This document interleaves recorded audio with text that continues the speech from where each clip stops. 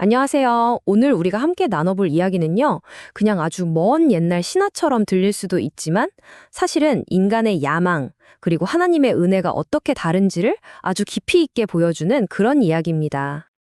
자, 인류 최초의 거대 프로젝트는 과연 무엇이었을까요? 이게 그냥 뭐 옛날 건물 하나 얘기하자는 게 아니고요. 이 질문에 대한 답을 찾아가다 보면 인간의 본성, 그 끝없는 열망에 대해 정말 중요한 뭔가를 발견하게 될 겁니다.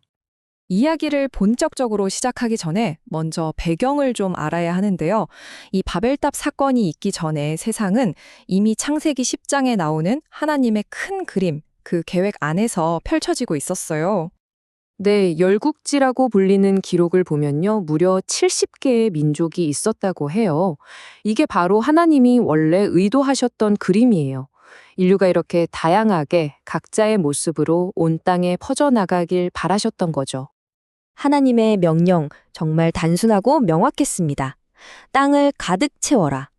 그냥 흩어져서 퍼져나가서 이 세상을 아름답게 가꾸라는 거였죠. 자, 그런데 말이죠. 바로 이 지점에서 이야기가 완전히 다른 방향으로 확 틀어집니다. 인류가 전부 한마음 한뜻으로 뭉쳐서 하나님의 계획과는 정반대의 길을 가기로 결심한 거예요. 그 무대가 된 곳이 바로 신할 평지인데요. 당시 모든 인류가 거기에 모여 있었습니다. 중요한 건 말이 통했다는 거예요. 한 민족, 한 언어, 그러니까 하나의 목표를 향해 똘똘 뭉칠 수 있었던 거죠. 아주 강력한 야망을 품고요. 자, 여기서 바로 핵심 갈등이 딱 보이죠? 하나님은 땅을 채워라, 즉 흩어지라고 하셨는데 인간들은 흩어지지 말자고 하고 있어요. 이건 뭐 그냥 의견 차이가 아니라 하나님의 계획에 대한 명백한 반역이었던 겁니다. 그럼 대체 왜 이런 거대한 프로젝트를 시작했을까요? 동기가 아주 명확해요. 두 가지인데, 첫째, 우리의 이름을 내자. 스스로의 힘으로 유명해지고 싶었던 거죠. 그리고 둘째, 흩어짐을 면하자. 한 곳에 모여서 강력한 중앙 권력을 만들고 싶었던 겁니다. 자, 그럼 그들이 지으려고 했던 그 탑, 그게 도대체 뭐였는지, 그리고 이걸 하늘에선 어떻게 보고 있었는지 한번 살펴볼게요. 이 바벨탑을 그냥 뭐 지금의 마철루처럼 생각하면 안 돼요. 이건 지구라트라는 건데요. 말하자면 인공으로 만든 산이에요. 꼭대기엔 신전이 있고요. 이게 뭐 하는 거냐면 신을 저 위 하늘에서 땅으로 인간의 영역으로 끌어내려서 우리가 좀 컨트롤해 보겠다. 이런 의도를 가진 일종의 종교적인 장치였던 거죠. 대단히 교만한 생각이죠. 근데 성경 구절을 보면 정말 기가 막힌 아이러니가 나와요. 여호와께서 그 성읍과 탑을 보려고 내려오셨더라. 아니, 하늘까지 닿겠다고 쌓아 올렸는데 그게 너무 작고 보잘것없어서 하나님이 직접 내려와서 확인하셔야 했다는 거예요. 정말 엄청난 풍자 아닙니까?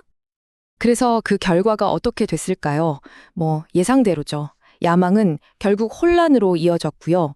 그렇게 지키고 싶어 했던 하나됨, 그 연합은 산산조각 났습니다.